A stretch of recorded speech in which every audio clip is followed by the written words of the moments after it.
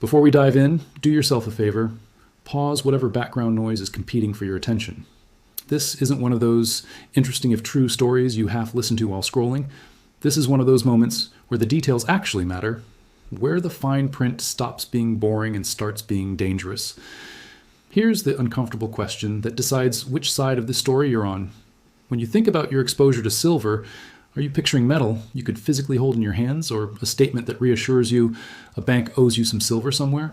Because, as of very recently, that difference stopped being philosophical and became brutally practical. For decades, investors have shrugged off the distinction between physical metal and paper exposure as a technicality. A footnote, an accountant's problem. That complacency just expired. What surfaced days ago suggests the global silver market isn't merely stretched or stressed. It may be mathematically incapable of delivering on its promises. Not in theory. On paper, in black and white numbers. This isn't coming from anonymous forum posts or a viral chart stripped of context.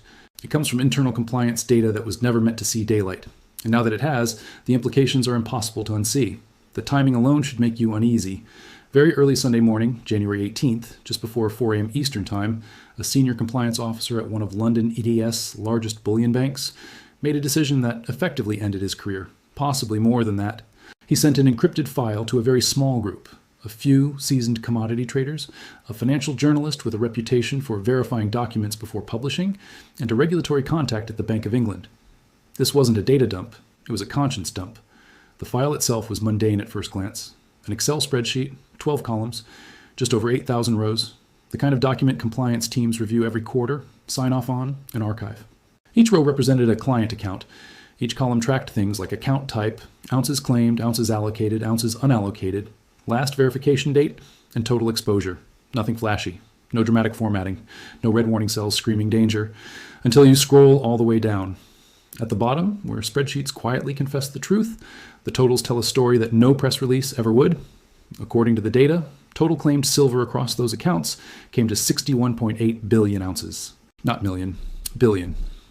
Sitting next to that number, almost sheepishly, was the total amount of silver actually held in allocated form, 14.3 million ounces. Take a second and let those numbers sit in the same room together. Over 61 billion ounces claimed. 14 million ounces, specifically owned, segregated, and deliverable. That's not leverage. That's a hall of mirrors. The ratio works out to roughly 300 paper claims for every single physical ounce that exists in allocated form. And this is not the entire market. This is one bank. One of 6 major clearing members within the London Bullion Market Association. Industry sources indicate this structure isn't an outlier. It's a template. At current silver prices, the notional value of those claims sits north of $15 trillion. Trillions, with a T, all supported by a sliver of physical metal worth a few billion at best. That's not fractional reserve in the traditional sense. That's a promise stack built on confidence alone. What makes this especially dangerous isn't just the ratio, but the legal structure behind it. The spreadsheet draws a sharp line between allocated and unallocated silver. Allocated silver is straightforward. You own specific bars. They have serial numbers. They're segregated. They can't be loaned, leased, or quietly repurposed. They're yours in the old-fashioned sense of the word. Unallocated silver is something else entirely. It's a claim on a pool. You're an unsecured creditor. The bank can use that metal for its own operations, lend it out, rehypothecate it, and generally treat it the way commercial banks treat deposits. Most clients never question this because, under normal conditions, nobody asks for delivery all at once. Normal conditions are doing a lot of work in that sentence. According to the data, the bank publicly states it stores around 340 million ounces of silver in its London vaults. But of that amount, only 14.3 million ounces are actually allocated. The remaining 325 million ounces sit in the unallocated pool. Against that pool alone, client claims total 61.8 billion ounces. That's a leverage ratio of roughly 189 to 1 before we even look at derivatives. And yes, there's more. Another column in the spreadsheet is labeled external derivative exposure. This is where things move from uncomfortable to surreal.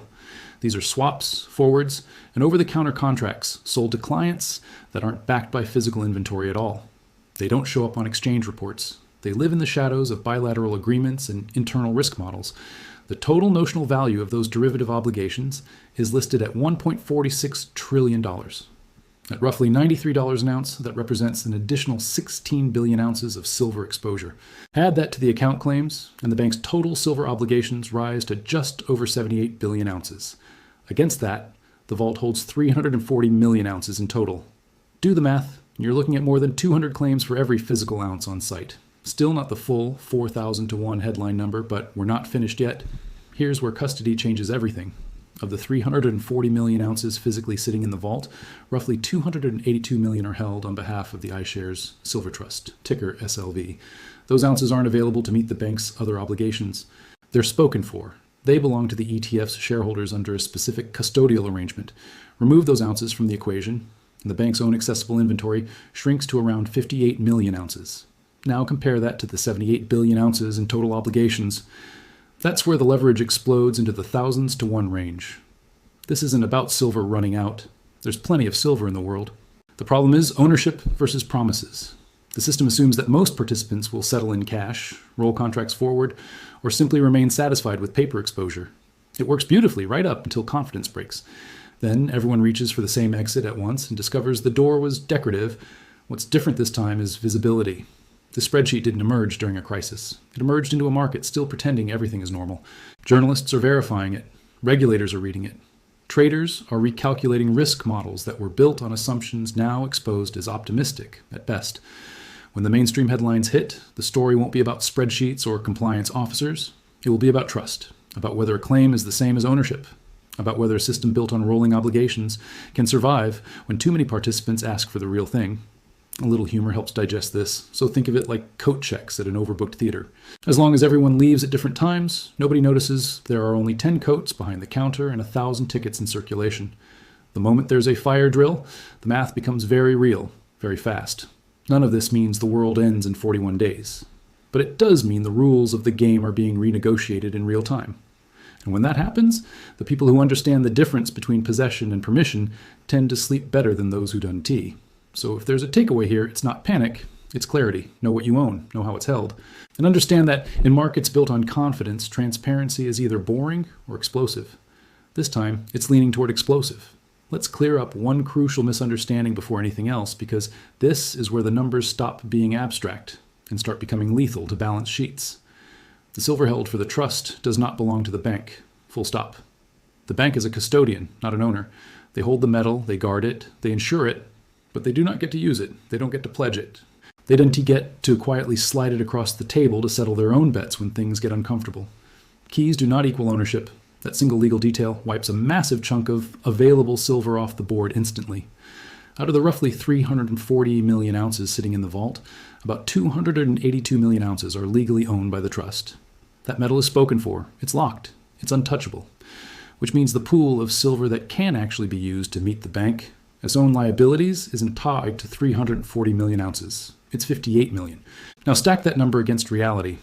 The bank's total silver obligations, once you include client claims, unallocated balances, and off-balance sheet derivative exposure, add up to roughly 78 billion ounces. Divide 78 billion by 58 million, and you land at about 1,245 to 1. That's already catastrophic by any historical standard. Most systems fail long before they get anywhere near that level of leverage. But unfortunately, the math doesn't stop there. There is one more layer, and it's the layer that turns a disaster into a systemic failure: rehypothecation. Buried inside the spreadsheet is a tab labeled lease and repo activity. It's not flashy, but it's devastating. According to that data, the bank has lent out 43.7 million ounces of the remaining 58 million ounces under silver lease agreements. Here's how that works in plain terms. The bank lends physical silver to other institutions, miners, or industrial users. Those borrowers are allowed to sell the silver into the market, with a promise to return an equivalent amount later. On paper, the silver still exists. In the real world, it has left the building. It's gone.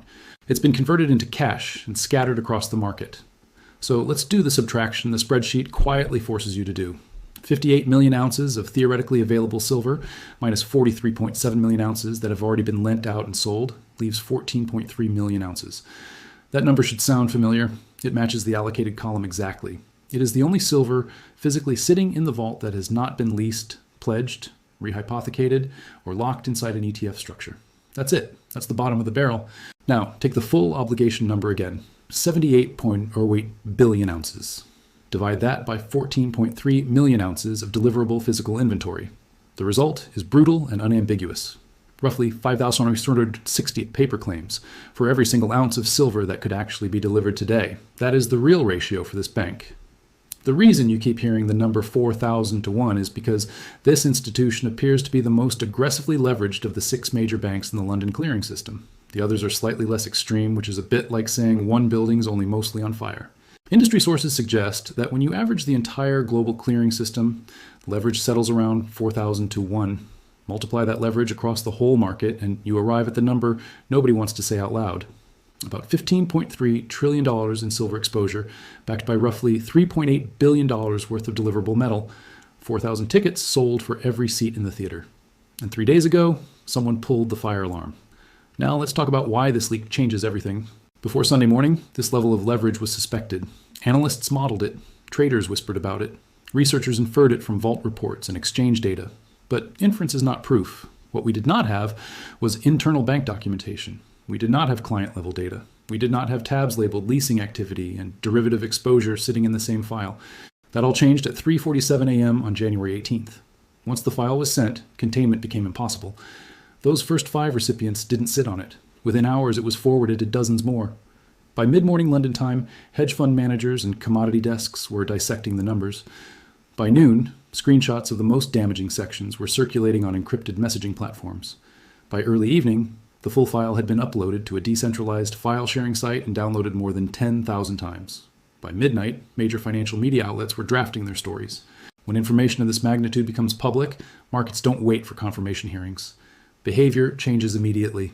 Investors who were perfectly comfortable holding unallocated silver accounts or ETF shares because they trusted the plumbing of the system are now staring at a ratio that makes trust irrational. They realize they're holding ticket number 3,999 in a theater with 1 chair and no exits. And everyone tries to become ticket number 1. That's the definition of a run. The difference here is that this isn't a commercial bank run where a central bank can print currency and refill the ATMs. You cannot print silver. You cannot manufacture a chemical element on demand. Atomic number 47 does not respond to emergency liquidity facilities. So let's walk through how this realistically unfolds once the story hits mainstream consciousness.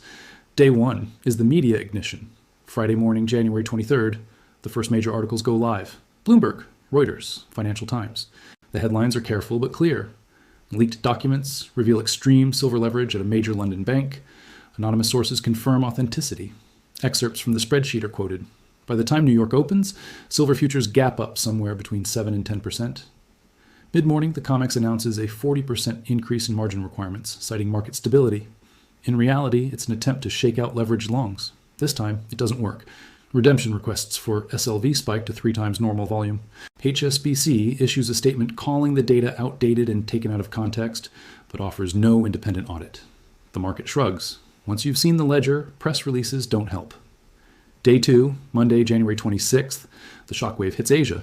Physical silver prices in Shanghai jump to around $122 an ounce. Dubai trades near $118. Tokyo sees secondary market transactions north of $130. An arbitrage gap opens between paper silver and physical silver that should not exist in a functional market. Normally, traders would buy paper and sell physical to close that gap. But arbitrage requires inventory. There is none. Dealers are sold out. Delivery timelines extend from weeks to months, then to a year almost overnight.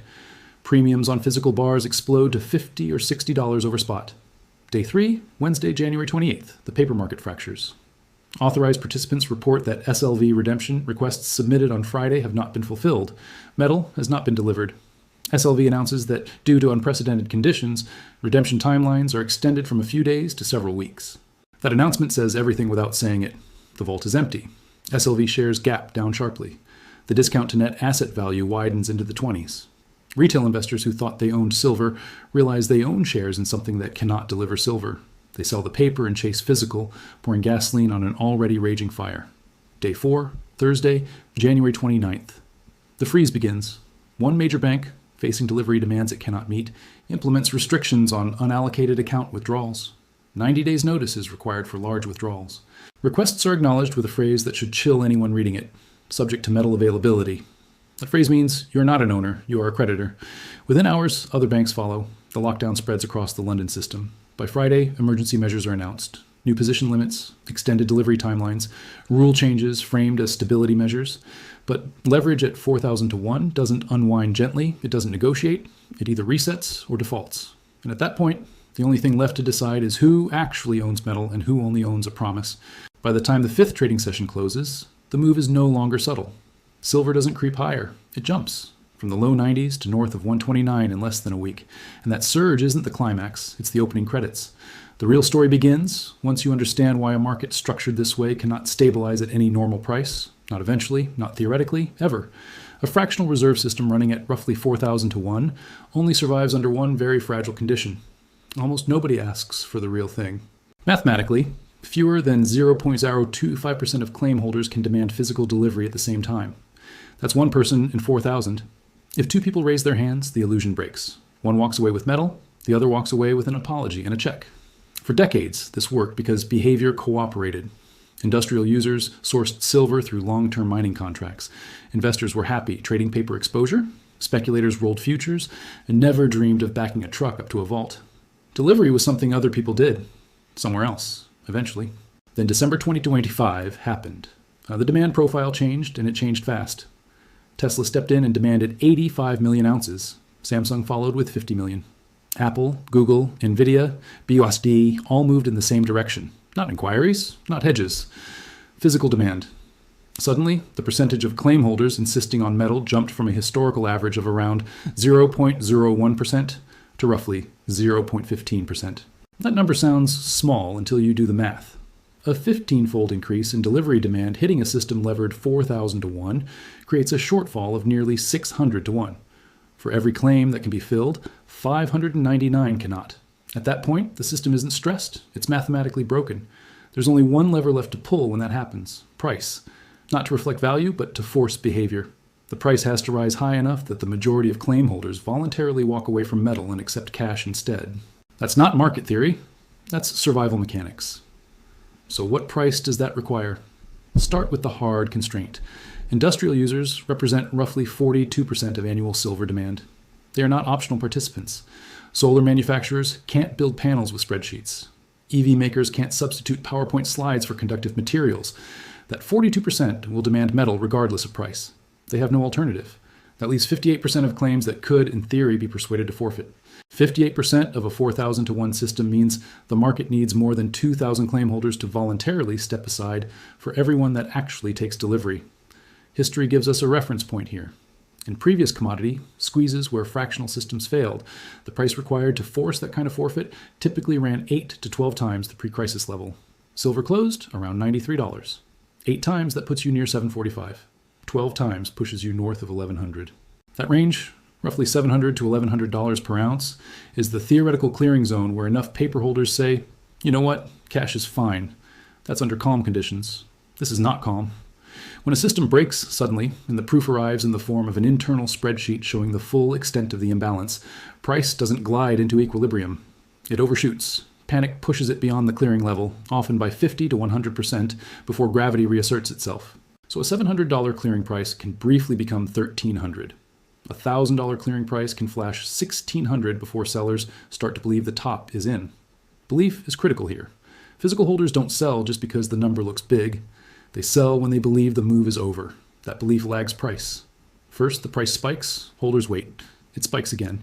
They wait again. Eventually, the price reaches a level that feels absurd enough to tempt supply back into the market. Picture the sequence. Silver rockets to 1,300. A few holders sell. Price corrects to 800. More holders sell. The post-panic stabilization zone usually settles around 60 to 70% of the peak.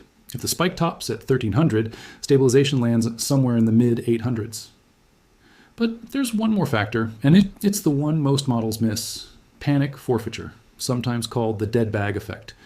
When paper holders realize, not suspect but know, that the metal backing their claims does not exist, a large portion don't try to negotiate. They don't wait for a better exit. They sell immediately at whatever price is available. 60 cents on the dollar, 40 cents, 20 cents, they don't care.